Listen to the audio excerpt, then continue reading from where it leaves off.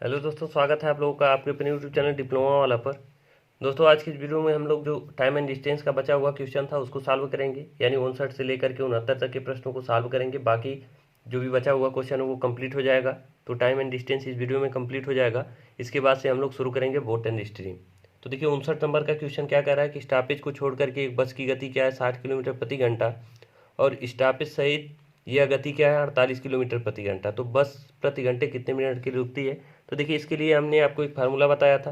वो फार्मूला क्या है कि चालों का अंतर बटे तेज चाल गुणे 60, ये मिनट में हमारा मान आएगा। तो यही मान जो होता है हमारा रुकने का जो समय होता है वो पता चल जाता है। तो देखिए चालों का अंतर कितना है, यहाँ 12 है, और इस जो तेज चाल है बटे तेज चाल से हम भाग करेंगे। तेज चाल हमारा क्या है 60 किलोमीटर प्रति घंटा, और ये 60 से मल्टीप्लाई करेंगे तो वो रुकने का समय क्या आ जाएगा, मिनट में आएगा। तो ये 60 से 60 कट जाएगा, यानी वो ट्रेन कितने की मिनट के लिए रुक रही है, तो 12 मिनट के लिए रुक रही है। बाकी अब आइए 60 नंबर के क्वेश्चन पे चलते। देखिए हमने ये क्वेश्चन आपको बता रखा है। अब आइए 60 नंबर के क्वेश्चन पे चलते हैं।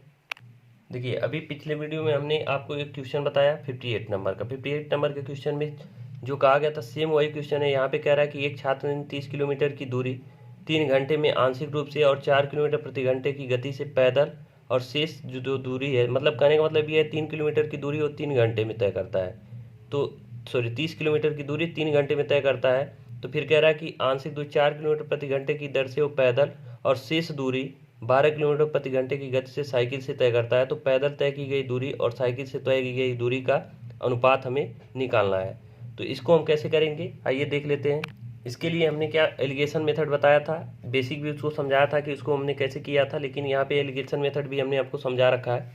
तो सबसे पहले हम यहाँ एलिगेशन मेथड लगाने के लिए सबसे पहले क्या करेंगे, टोटल दूरी है 30 किलोमीटर और वो 3 घंटे में चल रहा है। तो एवरेज स्पीड हमारा क्या आ जाएगा, एवरेज स्पीड अगर यहाँ से देखें तो 30 किलोमीटर की दूरी 3 घंटे में यानी 10 किलोमीटर प्रति घंटा आएगा। 10 किलोमीटर प्रति घंटा आएगा, एवरेज स्पीड आ गया 10 किलोमीटर प्रति घंटा। और यहाँ दे रखा है कि 4 किलोमीटर प्रति घंटा की दर से 4 किलोमीटर प्रति घंटा की दर से वो क्या कर रहा है, पैदल चल रहा है। और उसके बाद से 12 किलोमीटर प्रति घंटा की दर से वो क्या चल रहा है, साइकिल से चल रहा है, साइकिल से चल रहा है। फिर एवरेज स्पीड क्या है 10 किलोमीटर प्रति घंटा, तो ये बीच में रहता है 10 किलोमीटर प्रति घंटा। अब इन दोनों का हम लेते हैं रेशियो, और रेशियो लेने के बाद यहाँ जो आता है मान वो समय का रेशियो आता है। ये हमने आपको सिखा रखा है, ये समय का रेशियो आता है। तो यहाँ आ जाएगा 2 और यहाँ आ जाएगा क्या 6। इन दोनों का डिफरेंट हमने ले लिया, तो रेशियो क्या बन रहा है 1:3 का रेशियो बन रहा है। यानी समय का जो रेशियो बन रहा है वो क्या 1:3। तो अब यहाँ से हम अगर देखें कि टोटल समय कितना हो रहा है 4 रेशियो, ये 4 रेशियो टोटल समय हो रहा है। और 4 रेशियो का मान कितना है, टोटल समय 3 घंटे है। तो हम यहाँ पे क्या करेंगे 4 रेशियो बराबर 3, तो 1 रेशियो बराबर क्या हो जाएगा 3/4 घंटा।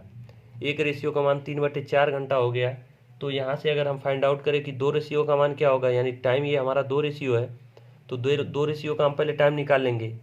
सॉरी, ये जो हमारा रेशियो है ये 1 रेशियो है ये टाइम का, तो 1 रेशियो का मान 3/4 आ गया, 3/4 आ गया। और देखिए पैदल चलने की जो स्पीड है वो क्या है 4 किलोमीटर प्रति घंटा। तो हम पहले हमसे यहाँ पूछ क्या रहा है कि जो चली गई पैदल चली गई दूरी और साइकिल से चली गई दूरी का रेशियो निकालना है। तो दूरी हम कैसे निकालेंगे, तो देखिए दूरी निकालने के डी बराबर यस इंटू टी, यानी यस हमारा 4 किलोमीटर प्रति घंटा है, और टाइम एग्जैक्ट में कितना आ गया 3/4 घंटा आ गया। तो यहाँ से डी हमारा पैदल चलने वाली यानी डीपी हम कह सकते हैं कि जो पैदल चली गई दूरी क्या होगी, 4 से 4 कट जाएगा यानी 3 किलोमीटर आ गया। और यहाँ से हम साइकिल द्वारा चली गई दूरी अगर देखें डी बराबर डी सी हम कर देते हैं कि साइकिल द्वारा चली गई दूरी है। तो ये 12 किलोमीटर प्रति घंटा की स्पीड से चल रही है, और 1 रेशियो का मान है 3/4, तो 3/4 करेंगे। और ये टाइम कितना 3 रेशियो ले रही है, तो 3 से भी हम मल्टीप्लाई कर देंगे। तो ये देखिए 4 से 3 बार में कटेगा, 3 त्रिका 9 त्रिक 27, यानी डी सी बराबर क्या आ गया 27 किलोमीटर आ गया। अब हमसे इन दोनों जो है डिस्टेंस का रेशियो पूछा है, इन दोनों डिस्टेंस का रेशियो पूछा है। तो ये डिस्टेंस का रेशियो क्या हो जाएगा डीपी अनुपाते डीसी, यानी साइकिल से द्वारा चली गई यानी पैदल चली गई दूरी और साइकिल द्वारा चली गई दूरी, तो 3 किलोमीटर और 27 किलोमीटर। तो रेशियो देखा जाए तो 1:9 का रेशियो आएगा। यही इस प्रश्न का सही जवाब हो जाएगा 1:9 रेशियो, जो कि ऑप्शन नंबर आपका कौन सा सही हो जाएगा डी। अब आइए 61 नंबर के क्वेश्चन पे चलते हैं। अब 61 नंबर का क्वेश्चन जो है वो हम आप लोगों के लिए छोड़ देंगे, क्यों देखिए यहाँ पे कह रहा है कि समांतर पटरियों पर विपरीत दिशा में चलने वाली 2 ट्रेनें 48 किलोमीटर प्रति घंटा और 52 किलोमीटर प्रति घंटा की स्पीड से एक दूसरे को पार करने में 27 सेकंड का समय लेती हैं। तो एक ट्रेन की लंबाई दे रखा है 350 मीटर, तो दूसरी ट्रेन की लंबाई, तो दोनों ट्रेन की लंबाई अगर एक की हम मान लेते हैं x, तो दोनों को ऐड करके और दोनों की जो सापेक्ष चाल होगी जुड़ जाएगी, काहे कि विपरीत दिशा में चल रही है, और समय उसके बराबर हम सिर्फ समय कर देंगे। तो इसको बस आपको क्या करना है, किलोमीटर प्रति घंटा को मीटर पर सेकेंड में कन्वर्ट कर लेना, बाकी आपकी जो है x का मान निकल जाएगा। तो छोड़ देते हैं, इसको कर लीजिएगा। अब 62 नंबर के क्वेश्चन को देख लेते हैं। देखिए 62 नंबर के क्वेश्चन में क्या करा कि दो साइकिल चालक हैं, एक ही स्थान से विपरीत दिशा में चलना शुरू करते हैं। एक उत्तर की ओर 14 किलोमीटर प्रति घंटा की स्पीड से और दूसरा दक्षिण की ओर 24 किलोमीटर प्रति घंटा की गति से दक्षिण की ओर जाता है। उन्हें 47.5 किलोमीटर दूर होने में कितना समय लगेगा। तो देखिए दो लोग हैं, एक ही स्थान से चलना शुरू करते हैं।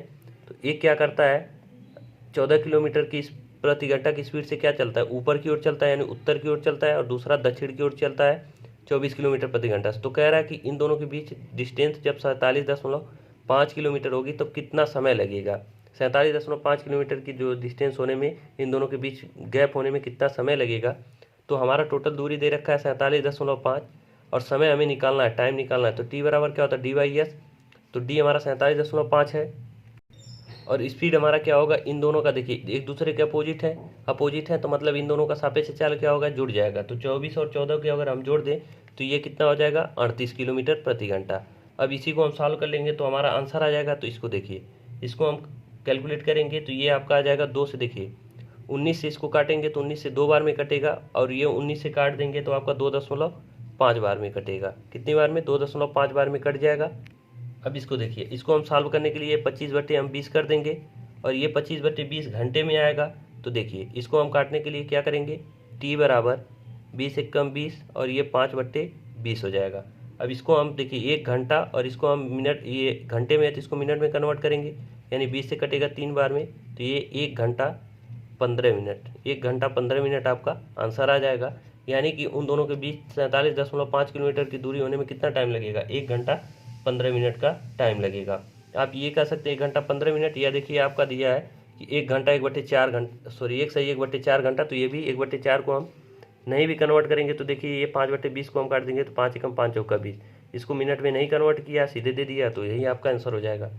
बाकी अब चलते हैं 63 नंबर के क्वेश्चन पे।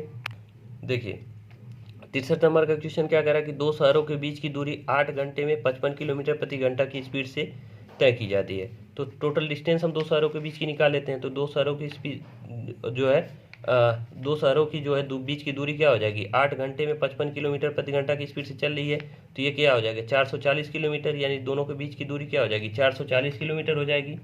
अब हमसे क्या कह रहा है कि यदि स्पीड 25 किलोमीटर प्रति घंटा बढ़ा दे, तो पहले 55 किलोमीटर प्रति घंटा था, अब 25 किलोमीटर प्रति घंटा बढ़ा देंगे तो स्पीड क्या हो जाएगी 80 किलोमीटर प्रति घंटा। तो कह रहा है कि कितना समय हम बचा लेंगे। तो 440 किलोमीटर की दूरी अब हम 80 किलोमीटर प्रति घंटा की स्पीड से अगर चले तो कितना समय लगेगा, तो ये 0 से 0 आपका कट जाएगा और इसको काट देंगे तो ये 5.5 घंटा। कितना टाइम लगेगा, 5.5 घंटा लगेगा। और कह रहा है कि कितना समय हम बचा लेंगे।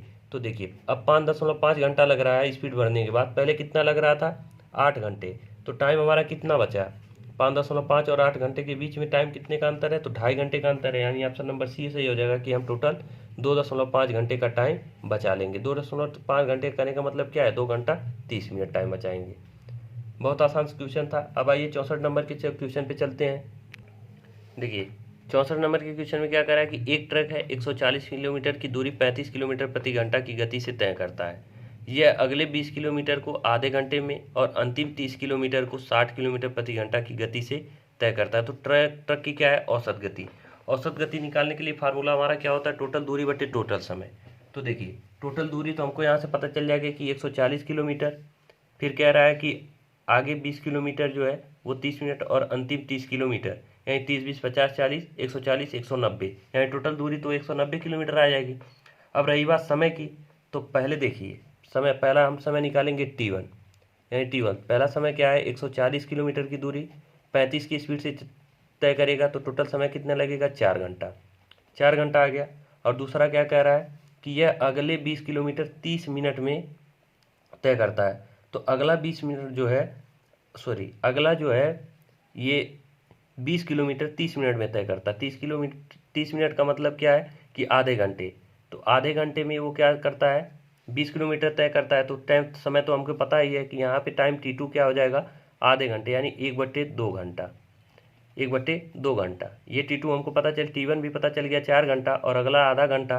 फिर यहाँ से हम T3 यानी कि 30 किलोमीटर की दूरी जो है वो 60 किलोमीटर प्रति घंटे की गति से तय करता है। तो यानी 30 किलोमीटर की दूरी 60 की स्पीड से तय करेगा, तो यहाँ भी समय कितना लगेगा, आधा घंटा लगेगा, आधा 1/2 घंटा लगेगा। अब हम देखें कि टोटल दूरी हमारी क्या आ गई, टोटल दूरी एवरेज स्पीड बराबर होता है कुल दूरी बटे कुल समय। तो कुल दूरी हमारा 190 किलोमीटर आएगा। देखिए 140 किलोमीटर, फिर 20 किलोमीटर और 30 किलोमीटर, टोटल जोड़ देंगे तो 190 किलोमीटर। और टोटल समय हमारा कितना आ जाएगा, 4, और ये आधा घंटा और ये आधा घंटा, कितना, 5 घंटा, यानी 190/5। तो एवरेज स्पीड हमारा क्या आ जाएगा, ये 5×3=15 और ये 5/40 यानी 38 किलोमीटर प्रति घंटा, यही हमारा एवरेज स्पीड हो जाएगा। अब आते हैं नेक्स्ट क्वेश्चन पे, 65 नंबर पे। देखिए 65 नंबर के क्वेश्चन में क्या कह रहा है कि एक आदमी और 230 मीटर लंबी ट्रेन के बीच की दूरी क्या है, 115 मीटर है। ये मीटर में है, 115 मीटर है। जो ट्रेन 60 किलोमीटर प्रति घंटे की गति से चल रही है, यानी ट्रेन की स्पीड क्या है, 60 किलोमीटर प्रति घंटा, उसे 9 किलोमीटर प्रति घंटा की गति से दौड़ रहे व्यक्ति को ट्रेन की ओर आने में कितना समय लगेगा। तो यहाँ देखिए थोड़ा सा मिस्टेक है, हिंदी में मिस्टेक है, इंग्लिश में बिल्कुल सही दिया था कि ये व्यक्ति को ट्रेन की ओर आने में नहीं, ट्रेन द्वारा व्यक्ति को एक दूसरे को क्रॉस करने में टोटल टाइम कितना लगेगा, ये यहाँ पूछना चाह रहा है। कि यानी कि मान लीजिए एक व्यक्ति है जिसकी स्पीड क्या है, ये व्यक्ति हैं, इनकी स्पीड है 9 किलोमीटर प्रति घंटा, इनकी स्पीड क्या है, 9 किलोमीटर प्रति घंटा। और ये की ट्रेन है, इसको मान लीजिए एक ट्रेन है, इसको ट्रेन बना लीजिए आप इस तरह से, ये ट्रेन हमने बना दी है। ये ट्रेन है, इसकी लंबाई कितनी है, 230 मीटर है, इसकी लंबाई कितनी है, 230 मीटर। और इन दोनों के बीच में डिस्टेंस कितना दिया है, तो ये दिया है 115 मीटर, 115 मीटर। अब कह रहा है कि ये दोनों एक दूसरे की ओर दौड़ रहे हैं, एक दोनों क्या है, देखिए यहाँ पे क्या कह रहा है कि गति से दौड़ रहे ट्रेन की ओर जाने में। तो ट्रेन की ओर व्यक्ति दौड़ रहा है, इधर दौड़ रहा है, और ये ट्रेन इधर आ रही है। तो अब हमसे पूछ रहा है कि एक दूसरे को क्रॉस करने में, यहाँ सही कर लीजिएगा, एक दूसरे की ओर जाने में नहीं, एक दूसरे को पार करने में, एक दूसरे को पार करने में, यहाँ कर लीजिएगा कि पार करने में कितना समय लगेगा। तो पार करने में कितना समय लगेगा कि व्यक्ति यहाँ से यहाँ तक, मतलब टोटल डिस्टेंस क्या हो जाएगा, 115 मीटर दोनों तय करेंगे, प्लस ट्रेन की लंबाई, दोनों के बराबर डिस्टेंस तय करेंगे, यानी डिस्टेंस हमारा टोटल क्या हो जाएगा, 230 प्लस 115 मीटर। तो हमारा समय बराबर क्या होता है, D/S, यानी डिस्टेंस हमारा क्या हो जाएगा, 230 प्लस 115, और D/S, यस क्या होगा, स्पीड क्या होगा। देखिए ये 9 किलोमीटर प्रति घंटा की स्पीड से चल रहा है व्यक्ति, और 60 किलोमीटर प्रति घंटा की स्पीड से चल रही है ट्रेन, दोनों एक दूसरे के विपरीत हैं, तो दोनों की स्पीड क्या हो जाएगी, जुड़ जाएगी, तो 69 किलोमीटर प्रति घंटा। अब देखिए ये मीटर में है, तो इसको हम कन्वर्ट करेंगे, ये किलोमीटर प्रति घंटा में, तो इसको मीटर प्रति सेकंड में कन्वर्ट करेंगे, तो हम 5/18 से क्या कर देंगे, गुणा कर देंगे। ये कन्वर्ट करने के लिए हम क्या करेंगे, 5/18 से गुणा कर देंगे। तो ये देखिए अब यहाँ से इसको सॉल्व करने के लिए इन दोनों को अगर हम जोड़ लेते हैं, तो इन दोनों को जोड़ने के बाद हमारा मान क्या आएगा, 345 आ जाएगा। इन दोनों को जोड़ेंगे 345, और बटे में 69 गुणे हम यहाँ 5 करते हैं, और ये 18 हमारा ऊपर चला जाएगा, तो यहाँ आ जाएगा। अब देखिए 69 से हम इसको अगर काट देते हैं, 5 से इसको, देखिए 5 से इसको हम काटेंगे तो 69 बार में कटेगा, और ये 69 से 69 कट जाएगा, तो जो समय हमारा आ जाएगा वो क्या आ जाएगा, 18, और ये सेकंड आ जाएगा, सेकंड में समय आएगा, क्योंकि देखिए मीटर पर सेकंड में हमने इसको बदल रखा है। तो समय हमारा क्या आ जाएगा, 18 सेकंड आ जाएगा, जो कि ऑप्शन नंबर डी सही हो जाएगा। अब आइए 66 नंबर के क्वेश्चन पे चलते हैं। 66 नंबर के क्वेश्चन में क्या कह रहा है कि 18 किलोमीटर प्रति घंटा की गति से यात्रा करने वाली एक ट्रेन यक्स विपरीत दिशा में 50 किलोमीटर प्रति घंटा की गति से यात्रा कर रही एक ट्रेन वाई को पूरी तरह से पार करने में 16 सेकंड का समय लेती है। फिर कह रहा है कि ट्रेन वाई की लंबाई यक्स की लंबाई की 3 गुना है, तो ट्रेन वाई एक पुल को 54 सेकंड में पार करने में 54 सेकंड में पार करती है, तो पुल की लंबाई हमसे पूछ रहा है। तो यहाँ देखिए किसी की लंबाई न दे करके उसका रेशियो दे दिया है लंबाई का, तो इसको हम सॉल्व कैसे करेंगे। तो देखिए इसको मान लेते हैं कि ट्रेन एक्स है और ये ट्रेन वाई है, इनकी लंबाई का अनुपात क्या दिया है, इनकी लंबाई का अनुपात दिया है यहाँ पे। देखिए कह रहा है कि यदि ट्रेन वाई की लंबाई ट्रेन एक्स की लंबाई की 3 गुना, तो ट्रेन एक्स की लंबाई मान लेते हैं एक्स है, स्मॉल एक्स, तो ये इसका 3 गुना वाई की लंबाई है, यानी 3x हो जाएगा। तो अगर 3x हो जाएगा तो यहाँ पे फिर आगे क्या कह रहा है, आगे इन दोनों की स्पीड दिया है कि इतना और इतना की स्पीड से यात्रा कर रही है। फिर कह रहा है कि दोनों एक दूसरे को 16 सेकंड में जो पार करने में कितना समय लेती हैं, दोनों एक दूसरे को पार करने में इतना इतना स्पीड से 16 सेकंड का समय लेती हैं। तो टोटल दूरी देखिए, टोटल दूरी क्या होता है, वो ट्रेन जब दूसरे एक दूसरे को पार करती हैं तो अपनी लंबाई के बराबर दूरी तय करती हैं। तो इन दोनों की लंबाई अगर जोड़ दिया जाए तो कितना होगा, 4x, और स्पीड क्या होगा 58 और 50 यानी 108 होगा। 108 किलोमीटर प्रति घंटा, किलोमीटर प्रति घंटा को हम मीटर पर सेकंड में कन्वर्ट करेंगे, क्योंकि ये मीटर में हमारा जो है दूरी हमने मान रखा, ट्रेन की लंबाई क्या माना है मीटर में, तो इसको हम 5/18 से गुणा कर देंगे। और इनको पार करने में टोटल समय कितना लग रहा है, 16 सेकंड, तो 16 से हम बराबर कर देंगे। और ये देखिए 18 से 6 बार में आपका कटेगा, 18 से 6 बार में कटेगा। फिर उसके बाद से देखिए ये बराबर 16, अब यहाँ से 6×5 = 30 यानी 4x बराबर 30 बराबर क्या है 16। तो यहाँ से 4x बराबर 16 गुणे हम 30 कर देंगे, ये 4 से 4 बार में कटेगा। और x बराबर क्या आ गया 120, x का मान 120 आ गया, यानी ट्रेन x की जो लंबाई आ गई वो 120 मीटर आ गई। और यहाँ से देखें y की लंबाई क्या आ जाएगी, 360 मीटर आ जाएगी। y की लंबाई 360 और x की लंबाई हमको यहाँ से पता चल गया इतना करने पे।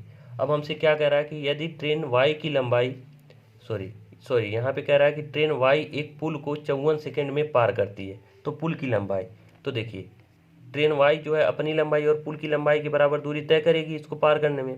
तो ट्रेन y की लंबाई हमने अभी निकाला कि 360 है, और पुल की लंबाई मान लेते हैं p, और उसको किस स्पीड से पार करेगी, तो ट्रेन y की जो है स्पीड क्या है 50 किलोमीटर प्रति घंटा। 50 किलोमीटर प्रति घंटा को हम मीटर पर सेकंड में कन्वर्ट करने के लिए क्या करेंगे, 5/18 से गुणा कर देंगे। और ये कितना समय ले रही है, तो 54 सेकंड का समय ले रही है। तो इसी को सॉल्व करके हम पुल की लंबाई निकाल लेंगे। तो देखिए 360 प्लस p हो जाएगा, और इसको हम सीधे 50 गुणे यानी 54 गुणे, इसको हम यहाँ कर लेते हैं कि 360 प्लस p बराबर 54 हमारा पहले से ही है, और इसको पूरा हम उधर पक्षांतर कर लेंगे, तो ये 50 गुणे 5/18 ये हो जाएगा। 18 × 3 = 54 यानी 5 × 3 = 15 150, यानी p बराबर क्या हो जाएगा, 5 × 15 और 15 × 5 = 75 यानी 750 - 360, यानी p बराबर क्या आ जाएगा, 750 में से अगर हम 360 घटा देते हैं तो 390 मीटर, यही आ जाएगा आपका पुल की लंबाई। कैलकुलेट कर लीजिएगा, कैलकुलेशन ही है बस, बाकी जो आ जाएगा आंसर वो 390 मीटर आ जाएगा पुल की लंबाई। अब आइए 67 नंबर के क्वेश्चन पे चलते हैं। अब देखिए 67 नंबर के क्वेश्चन में क्या कह रहा है कि एक विमान है 8 घंटे में 6000 किलोमीटर की दूरी तय कर सकता है। यदि गति 250 किलोमीटर प्रति घंटा की दर से बढ़ा दी जाए तो विमान द्वारा 9000 किलोमीटर तय करने में कितना समय लगेगा। तो पहले देखिए 8 घंटे में कितना चल रही है दूरी, 600 किलोमीटर, तो हम स्पीड निकाल लेंगे यहाँ से, तो 6000 किलोमीटर बटे 8 घंटे में, तो ये 6000 में हम 8 से डिवाइड कर देंगे तो हमारा स्पीड आ जाएगा।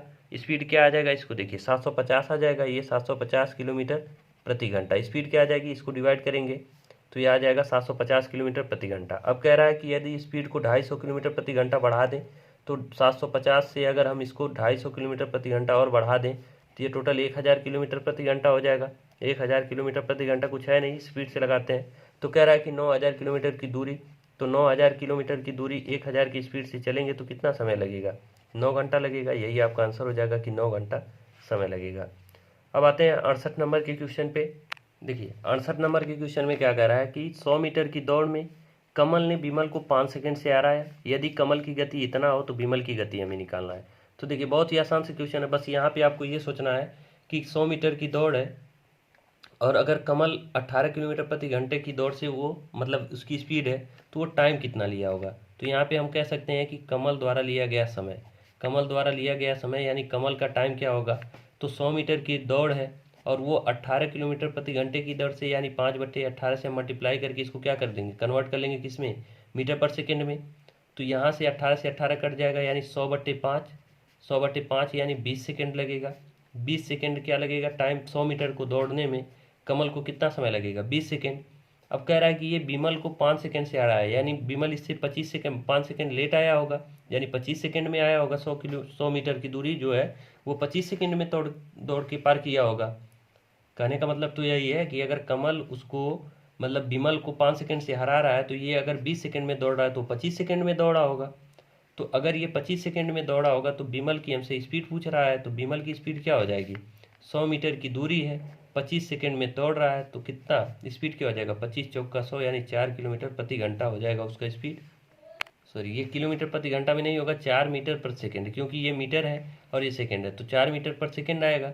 और यहाँ ऑप्शन हम देखेंगे तो यहाँ ऑप्शन क्या देखा, किलोमीटर प्रति घंटा में, तो 4 मीटर पर सेकेंड को हम किलोमीटर प्रति घंटा में कन्वर्ट करना चाहें तो 18/5 से मल्टीप्लाई करेंगे, तो ये 18 चौक 72/5, 72/5 को जब आप काट देंगे तो ये 14.4 किलोमीटर प्रति घंटा की स्पीड आ जाएगी। कुछ नहीं करना था, बस यही हमें टाइम निकाल करके टाइम से डिवाइड करके मीटर पर सेकेंड में स्पीड आ जाएगा, उसको हम किलोमीटर प्रति घंटा में कन्वर्ट कर लेंगे तो 14.4 किलोमीटर प्रति घंटा आ जाएगा। अब आइए अंतिम क्वेश्चन पे चलते हैं, 69 नंबर पे, जो इस चैप्टर का लास्ट क्वेश्चन है उस पर चलते हैं। देखिए 69 नंबर के क्वेश्चन में क्या कह रहा है कि 800 मीटर की दौड़ में ए बी को 40 मीटर से हरा सकता है। फिर कह रहा है कि 500 मीटर की दौड़ में बी सी को 5 मीटर से हरा सकता है, तो 200 मीटर की दौड़ में ए सी को कितने मीटर से हराएगा, ये हमें बताना है। तो देखिए अगर 800 मीटर की दौड़ है तो उसमें ए अगर 800 मीटर दौड़ता है, तो कहने का मतलब ये है कि ए 800 मीटर दौड़ता है अगर, तो बी कितना दौड़ेगा, अगर 40 मीटर से हारेगा मतलब क्या है कि बी कितना, जब ए 800 मीटर दौड़ेगा तो बी कितना 760 मीटर दौड़ेगा, क्योंकि 40 मीटर कम दौड़ेगा तभी तो 40 मीटर से हारेगा। यानी कि ए अगर 800 किलोमीटर दौड़ता है तो बी कितना दौड़ेगा, 40 मीटर कम, यानी 760 मीटर। फिर आगे कह रहा है कि अगर बी 500 मीटर दौड़ता है, अगर बी 500 मीटर दौड़ता है, तो यहाँ देखिए बी अगर 500 मीटर दौड़ता है तो सी को कितने मीटर से हराएगा, 5 मीटर से, यानी सी कितना 495 मीटर दौड़ेगा। अगर बी 500 मीटर दौड़ेगा तो सी 495 मीटर दौड़ेगा। फिर कह रहा है कि यदि मतलब 200 मीटर की दौड़ में ए सी को कितने समय से हराएगा। तो देखिए यहाँ पे समझने वाली बात है, यदि ए 800 मीटर दौड़ता है तो बी 760 मीटर, तो यहाँ से अगर हम ये देखें कि ए अगर 200 मीटर दौड़े तो बी कितना दौड़ेगा, ए अगर 200 मीटर दौड़े तो बी देखिए 760 मीटर, 800 मीटर दौड़ रहा है तो 760 मीटर, और 1 मीटर दौड़े तो यहाँ 800 से डिवाइड होता है, और 200 मीटर दौड़ना है तो 200 से हम क्या करते हैं, मल्टीप्लाई करते हैं। ये तरीका आप लोगों को पता होगा, पक्षांतर के हिसाब से निकालते हैं। तो ये देखिए 200 से हम इसको 4 बार में काटेंगे, और ये 4 से काटेंगे तो 4 एकम 4, 4 9 36, 190 मीटर। यानी जब ए 200 मीटर दौड़ेगा तो बी कितना दौड़ेगा, 190 मीटर दौड़ेगा। यहाँ पे ये चीज़ ध्यान रखिएगा, जब ए कितना दौड़ेगा 200 मीटर तो बी कितना दौड़ेगा, 190 मीटर दौड़ेगा। अब ए जब 200 मीटर दौड़ा तो बी हमारा कितना दौड़ा, 190 मीटर, और बी जब 190 मीटर दौड़ेगा तो सी कितना दौड़ेगा। तो देखिए यहाँ से हमें पता है कि बी जब 500 मीटर दौड़ रहा है तो सी 495 मीटर दौड़ा है। तो यहाँ से हम देखें कि 1 मीटर अगर बी दौड़ेगा तो सी कितना दौड़ेगा, 495/500 हम कर सकते हैं, और हमें दौड़ाना कितना है बी को, 190 मीटर, क्योंकि बी जब ए जब 200 मीटर दौड़ा है तो बी कितना दौड़ा है, 190। तो अगर बी का हमें 190 मीटर देखें कि जब बी 190 मीटर दौड़ेगा तो सी कितना दौड़ेगा, तो 495/500 तो है ही, हम 190 से क्या कर देंगे, मल्टीप्लाई कर देंगे, तो ये 0 से ये 0 कट जाएगा, इसको 5 से हम काट देंगे तो ये 5 9 45 और ये 5 9 45, और गुणे क्या हो जाएगा 19/10। इसको अगर देखें तो इसको कन्वर्ट करेंगे तो ये हो जाएगा 188.1, पूरा कैलकुलेट करेंगे तो 188.1 आ जाएगा। यानी सी कितनी दूरी दौड़ेगा, बी जब 190 मीटर दौड़ेगा तो सी कितना दौड़ेगा, 188.1 मीटर दौड़ेगा, और जब बी 190 मीटर दौड़ेगा तो ए कितना मीटर दौड़ेगा, अभी हमने यहाँ निकाला कि 200 मीटर दौड़ेगा। तो देखिए ए 200 मीटर दौड़ रहा है तब सी कितना दौड़ रहा है, 188.1 मीटर। तो कह रहा है कि सी कितने मीटर से हारेगा, तो सी देखिए 200 मीटर की दौड़ है, 200 मीटर दौड़ गया, और सी उसमें कितना दौड़ा, 188.1 ही मीटर दौड़ पाया, तो कितने मीटर से हारा, तो यह देखिए ये 9 हो जाएगा, और इसको हम घटा लेंगे तो ये 11 आ जाएगा, यानी 11.9 मीटर से क्या हो गया, जो है सी ए से हारेगा। यही इस प्रश्न का सही जवाब हो जाएगा कि जो है ए कितना से हारेगा, 11.9 मीटर से। देखिए थोड़ा सा आपको कंफ्यूज हो रहे होंगे तो उसको हम एक बार फिर से समझाने की कोशिश करते हैं। देखिए कहने का मतलब कह रहा है कि 800 मीटर की दौड़ है, ए बी से 40 मीटर से हार सकता है, तो यानी 800 मीटर की दौड़ है, तो जब ए पूरा कंप्लीट 800 मीटर दौड़ेगा तो ये 760 मीटर दौड़ेगा, क्योंकि 40 मीटर से ये हार रहा है। जैसे देखिए डिस्टेंस मान लेते हैं ये 800 मीटर की है, तो ए पूरा 800 मीटर दौड़ेगा तो बी 760 मीटर ही दौड़ेगा, तभी ये हार जाएगा 40 मीटर से। तो यहाँ से अगर हम देखें कि ए द्वारा 1 मीटर जब दौड़ा जाएगा तो ये 760 बटे, यानी सीधे हम पक्षांतर कर देते हैं, 760/800 तो हमें 200 का मान निकालना, तो हमने 200 का मान यहाँ से निकालना होगा। तो 200 का ए बराबर 200 यानी 760 बट्टे 800 गुणे 200 करेंगे, इसको काट देंगे। तो ए द्वारा 200 मीटर दौड़ा गया समय जो है वो समय कह रहे हैं कि ए से 200 मीटर जब दौड़ेगा तो बी उस समय कितना दौड़ेगा, 190 मीटर दौड़ेगा। अब ए जब 200 मीटर दौड़ेगा, बी उस समय 190 मीटर ही दौड़ेगा। तो हमको बी और सी में यहाँ रेशियो दिया है, मतलब ये अगर 500 दौड़ा है तो 495, तो यहाँ से देखेंगे कि बी 190 दौड़ेगा तो सी कितना उस समय दौड़ेगा, तो वो हमारा मान आ गया क्या, 188.1 आ गया। तो उस समय ए 200 मीटर, बी 190 मीटर और सी कितना 188 मीटर। तो यहाँ से ए और सी में हमसे संबंध पूछ रहा है तो हम घटा करके सीधे मान निकाल लेंगे, तो 11.9 मीटर आ जाएगा। तो इस तरह से ये चैप्टर हमारा समाप्त होता है। बाकी वीडियो कैसा लगा ये हमें कमेंट करके आप लोग जरूर बताते रहें। वीडियो अच्छा लगा तो लाइक करें, अगर आप हमारे चैनल पर पहली बार हो तो चैनल को सब्सक्राइब करें। मिलते हैं नेक्स्ट वीडियो में। वीडियो पूरा देखने के लिए धन्यवाद।